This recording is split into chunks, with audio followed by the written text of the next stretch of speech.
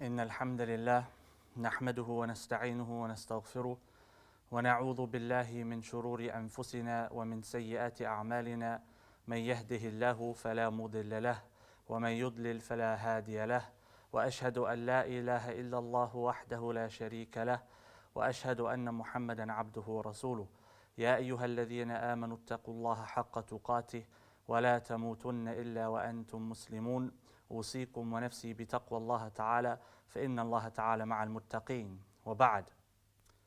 There is a quality, a character trait which is incumbent upon every single believer of Allah subhanahu wa ta'ala and His final day.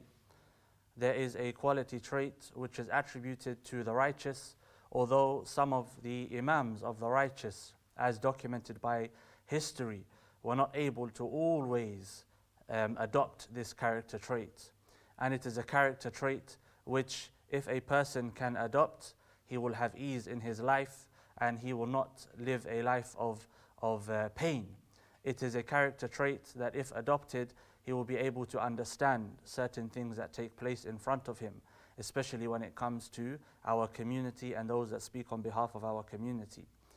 Imam al-Dhahabi rahimahullah ta'ala in his Siyar A'lam al-Nubala, he said about this trait, al-insafu aziz, that to be fair and to be impartial about others is something which is a rarity.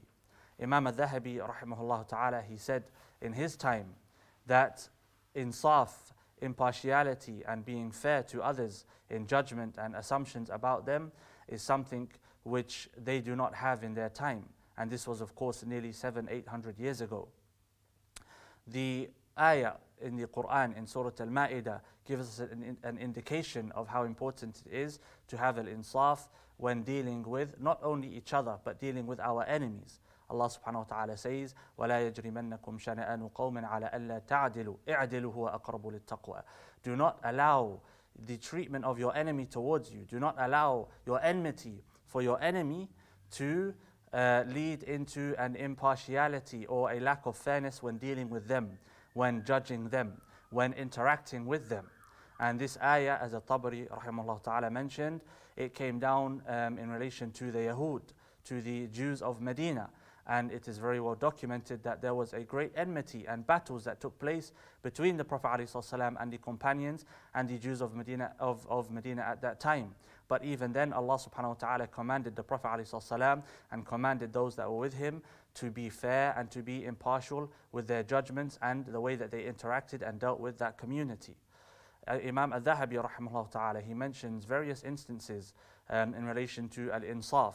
And there is a statement of al-Dhahabi rahimahullah ta'ala which I will get to, but prior to that, I would like to mention something that Abdul Ghani al-Maqdisi mentioned in a famous book of his in Aqidah, al-Iqtisad fil I'tiqad. He speaks about the issue of Allah subhanahu wa ta'ala revealing himself to the Prophet ﷺ, and he mentions the one who denies this could be a heretic, i.e. he could be excommunicated from Islam. And Imam Ahmad rahimahullah ta'ala, he actually spoke against a scholar of his time, Hisham ibn Ammar, who said something which could be detestable. He said, Subhanalladhi tajalla li khalqihi bi khalqihi. And I will not go into the explanation of what that statement means.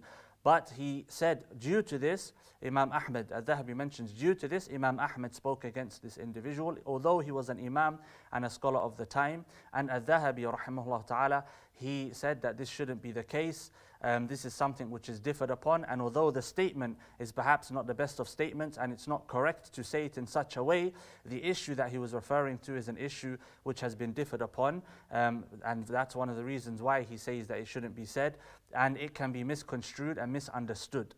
And al-Dhahabi rahimahullah ta'ala, he mentions, and you can find this when you look at the statements of the companions, the issue of Allah subhanahu wa ta'ala revealing himself to the Prophet ﷺ is something that was differed upon by the companions. You have Aisha radiallahu ta'ala anha, who denied that it took place literally, and you have Ibn Abbas radiallahu ta'ala anhu, who affirmed that it took place literally. And Aisha, she mentioned the statement of the Prophet ﷺ, Nurun anna arah. And that's not the point of this khutbah today, so I'm not going to go into it. The point is that Abdul Ghani al-Maqdisi said a person who denies this could be deemed a heretic, i.e. seeing Allah subhanahu wa ta'ala, the Prophet ﷺ seeing Allah subhanahu wa ta'ala in his lifetime. But the companions differed about it. And Imam Ahmad rahimahullah ta'ala, who Imam al-Dhahabi in our compilation of his Siyar Alam al-Nubala today, he gives about 30 pages to the biography of Imam Ahmad because he had such love for him and he admired him and had such awe for him. Even though he had that love and awe for him, he mentioned that Imam Ahmad rahimahullah ta'ala, what he said about Hisham ibn Ammar was not correct, as it's an issue which is not as serious as that, as what Imam Ahmad said about him was quite harsh. Likewise, you have two famous scholars of Islam. Two famous scholars, one of them, or in fact both of them, have become household names to those that study the science of Islam, Ibn Mandah and Abu Nu'aym. And Abu Nu'aym was prevented from teaching by the Hanabila of his time due to his theological inclinations, as he was an Ash'ari. And Ibn Mandah spoke against him, al-Dhahabi rahimahullah ta'ala, when addressing this in his Siyar Alam al-Nubala. He literally says, we do not take what you say about Abu Nu'aym because of the fact that there is a hidden competitiveness or enmity between the Ash'ari and the Hanabila. Likewise, we don't take what Abu Nu'aym says about you, Ibn Mandah. And both of them, he goes on to say, both of these individuals are great Imams and they are from the thiqat, i.e. they are reliable and you can take from them and there is no issue that should be taken here. What is the point? Again, the point of insaf. Al-Dhahabi rahimahullah ta'ala, he is saying that the kalam of the aqran, those who live with each other, those who live in the same time as each other, should not be taken, or it should be taken with a pinch of salt. He also mentions an incident which took place between Imam al-Shafi'i rahimahullah ta'ala and Muhammad ibn Hassan al-Shaybani rahimahullah ta'ala, who was an Imam in his own right, and he was one of the initial students and followers of the Hanafi madhab. In fact, you could say that he compiled the Hanafi madhab as we know it today. And he mentions al-Dhahabi in his Siyar, an incident which took place. Al-Shafi'i said that Muhammad ibn Hassan al-Shaybani came to me and he asked, who of our two companions is more knowledgeable, or he asked him a similar question. And Al-Shafi'i, he said to him, I am asking you to be munsif, to have impartiality and to be fair. Who of them is more knowledgeable about the Sunnah? And Imam Al-Shafi'i, it's documented that Muhammad ibn Hassan al-Shaybani said, Sahibukum, i.e. Imam Malik, because Imam Al-Shafi'i studied with Imam Malik. He was one of his main teachers, so much so that Imam Al-Shafi'i would call Imam Malik al-Ustadh for the rest of his life. And there's an incident which took place with Imam Al-Shafi'i that we will get to inshallah on this subject, which is in relation to this. So you can see how the Imams dealt with each other. But Imam Al-Shafi'i said to Muhammad ibn Hassan al-Shaybani, who is more knowledgeable about the Quran? And he says, Muhammad ibn Hassan al-Shaybani said, Sahibukum, your sahib, i.e. your Imam, Imam Malik. He said, and with the Sunnah, he said, your Imam. And then he said, bil qiyas, and Muhammad ibn Hassan al-Shaybani mentioned Imam Abu Hanifa, and he said, but qiyas here is based upon the Quran and Sunnah, so therefore Imam Malik is more knowledgeable than Imam Abu Hanifa. What's very interesting here is that Muhammad ibn Hassan al-Shaybani was from the main students of Imam Abu Hanifa. If this took place, look at his ability to say Imam Malik was more knowledgeable in these things, if that's the case. Al-Dhahabi disagrees and differs. Al-Dhahabi says, no, the reality of the matter is they were both Imams, they were both knowledgeable of the Quran and the Sunnah and the statements of the companions.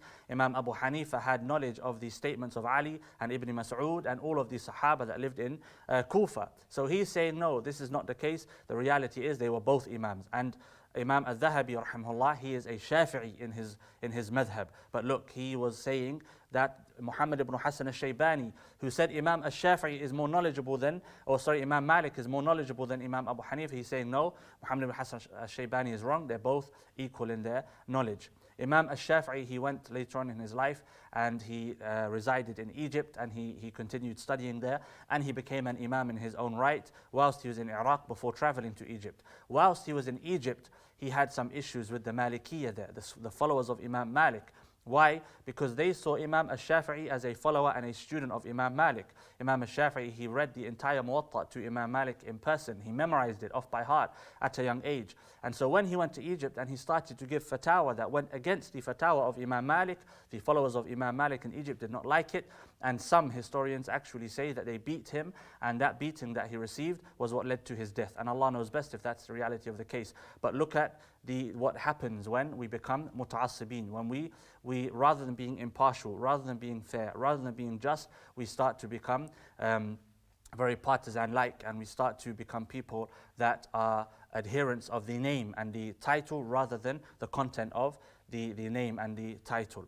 Likewise with Ibn Mandah and Abu Nu'aym, as I was saying, Ibn Mandah and Abu Nu'aym, one from the Hanabila, one from the Asha'ira, and today in our time there are certain groups, they will make a big deal about these issues, and they will say this person who follows this particular group cannot be even listened to, cannot be followed. His opinions are to be considered opinions of a deviant. Likewise, the other group will say the same. Al-Dhahabi rahimahullah is saying both of them are thiqat, imams, and they are household names today that all groups take from. There is another incident that Al-Dhahabi rahimahullah he mentions. He mentions that a famous imam from I believe the 4th generation of Islam, his name is Abu Sahal al-Su'luki, and he spoke against Abu Bakr al-Qathal. Abu Bakr al-Qathal is a very famous Shafi'i scholar, and he fell into what the main groups of Islam when it comes to theology would consider to be mistakes in Aqidah, in theology. So he was asked, Abu Sahal al-Su'luki was asked about his tafsir. And he said about the tafsir of this individual, this great Imam, Abu Bakr al-Qathal, he said, يُقَدَّسُ مِنْ وَجْهٍ وَيُدَنَّسُ مِنْ وَجْهٍ. And then he says, مِنْ وَجْهٍ فِي الْاعْتِزَالِ, because he had issues of i'tizal. And again, I'm not going to go into the technicalities of these issues, as it's not the point.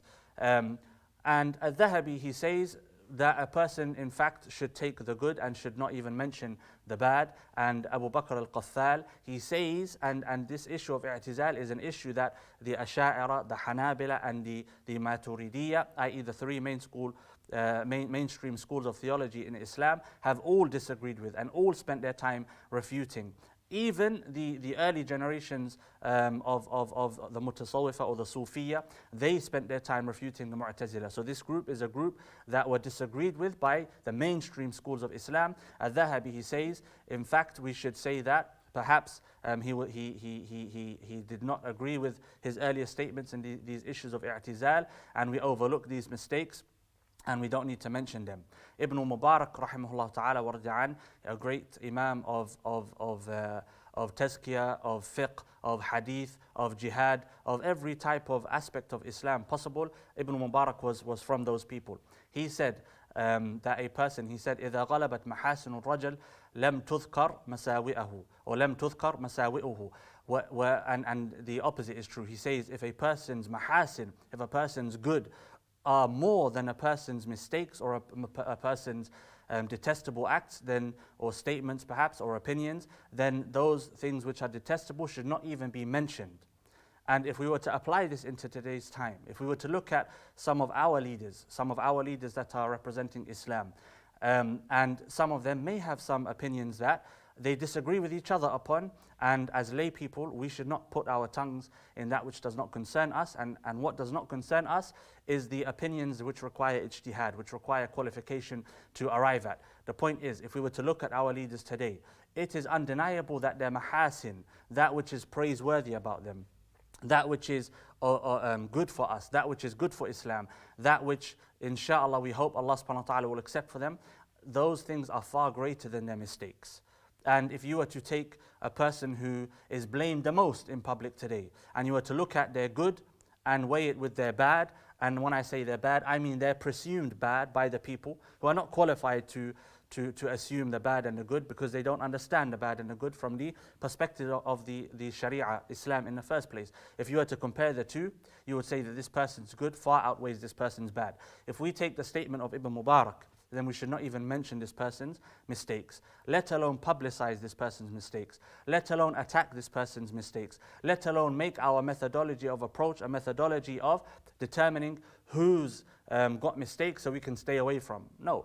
Al-Dhahabi rahimahullah, who was a Shafi'i in his fiqh, and we can assume, although some of his statements do indicate that he had some of the opinions of the Hanabala in Aqidah, we can assume he was an Ash'ari in his Aqidah, because that's usually the case. And he was a student of Imam Ibn Taymiyyah rahimahullah ta'ala. Look at the insaf that he has. he is saying that we can take from these individuals. Another example that he mentions, Al-Mutawakkil Billah, the famous Khalifa who was considered the one who got rid of the fitna to Khalq al-Quran, as the scholars refer to it, saying a particular statement in regards to theology. And again, I'm not going to get into these things as it's not the point.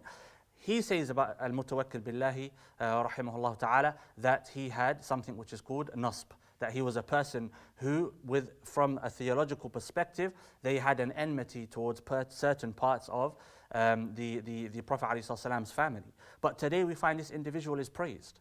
We find this individual is praised. Why? Because he was responsible for getting rid of the fitna that the Quran is some technical issues there, which I'm not mentioning for a particular reason, as it's not relevant. So he got rid of that, and he's praised for that. But at the same time, there are issues which Al-Dhahabi mentions about him. And those issues are not mentioned publicly by those who will praise this individual. Why? But whereas those individuals will go and attack a particular person who has perhaps issues that are far less in nature, they will attack this person, and they will not mention the good of this person. So the point is insaf, to be balanced, to be impartial. And Al-Dhahabi, rahimahullah, in his time, and we're talking about perhaps the golden era of Islam, the golden age of Islam, where he's mentioning that it is very, very difficult to find insaf in our time today. Insaf being impartiality, fairness. And insaf is a state of the heart. It is something which is very different. And in fact, he says that people are created with a lack of ability to be impartial, except the one who works on himself.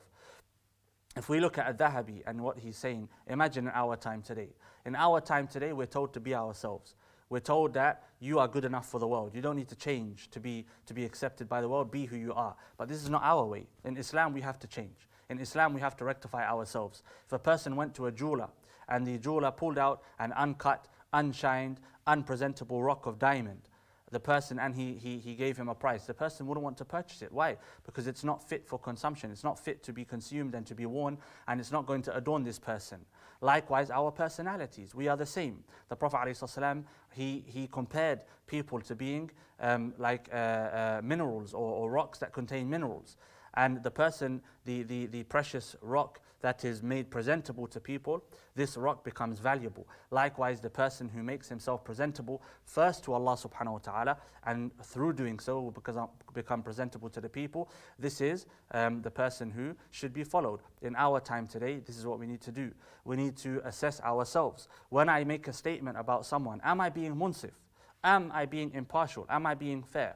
Or do I have a hidden agenda that I don't know about? Do I have some sort of issue there that I don't know about? Number one. Number two, when our leaders speak about each other, we should ignore what they say about each other. To be frank, we should ignore what our leaders say about each other. When I say leaders, I mean leaders in the arena of Islam and calling people to Islam publicly. Why? Because it is very, very difficult for a person to be impartial. It's very, very difficult. And Al-Dhahabi, rahimahullah ta'ala, he mentions another famous scholar, and not only is he a famous scholar, he's an Imam, Al-Buwaiti.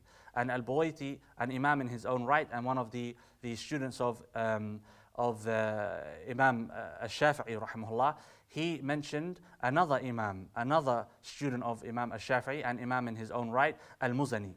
And he said, and Harmala as well, another. And he said about these two that I have forgiven everyone for what I have been afflicted with, as he was imprisoned and he passed away in prison. He said, I have forgiven everyone except two people, Harmala and Al-Muzani. Al-Dhahabi says, subhanallah, this is very, very strange of the Imam to say such a thing. And he said, the reality is, insaf is aziz. Insaf is very difficult to come across, and these statements of peers should be ignored and should not be taken note of. Why? Because it's difficult for a person to clear his heart of that which is natural for him to have in his heart. Competitiveness, jealousy. And it's not to accuse the Imams of these things, but it's to be aware of these things. And we have to be very, very careful when we speak about people. And if we refer it back to the statement or the actions of the Prophet ﷺ, the Prophet ﷺ, he accepted the Islam of those who took him as an enemy, those who tortured his companions, those who fought his companions. He sat with the Sadatu Quraysh, the leaders of Quraysh, he sat with them and he presented Islam to them. The Munafiqun, those who have taken the Prophet ﷺ, Allah subhanahu wa ta'ala, and the believers as an enemy, the Prophet ﷺ dealt with them in that which is apparent, just as he would deal with any other believer. Likewise, he prayed upon the grave of the head of them. Why? Because he wanted good for everyone, he wanted guidance for everyone, he wanted forgiveness for everyone, and his heart was sound and pure. It was not possible for him to have anything in his heart, as Allah subhanahu wa ta'ala protected him and cleansed his heart from such things.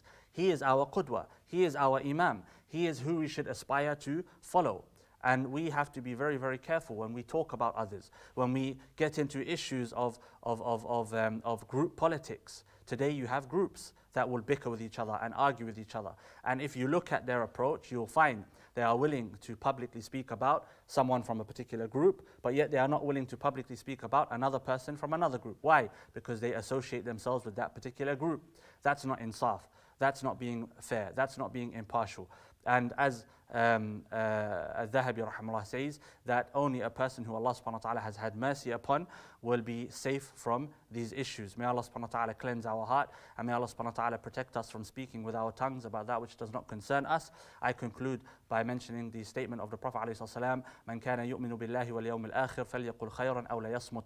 Whoever believes in Allah subhanahu wa ta'ala and the last day, let him say that which is good, or let him remain quiet. Why? It will be an evidence against us on Yawm al-Qiyamah when we speak about those things that do not concern us and people that do not concern us, especially when we start to get into their actions and their intentions, and we place ourselves in the position which is rightfully for Allah subhanahu wa ta'ala as being the ultimate judge of his servants. I ask Allah subhanahu wa ta'ala to forgive us all and to guide us to that which is pleasing to him, and I ask him subhanahu wa ta'ala to make us of those who are balanced in our approach and those who are fair with our peers, our believing brothers and sisters, and those who are not yet believers, regardless of their state and regardless of the enmity they may hold in their hearts for Islam and for the believers. أقول قولي هذا وأستغفر الله لي ولكم ولسائر المسلمين فاستغفروه إنه هو الغفور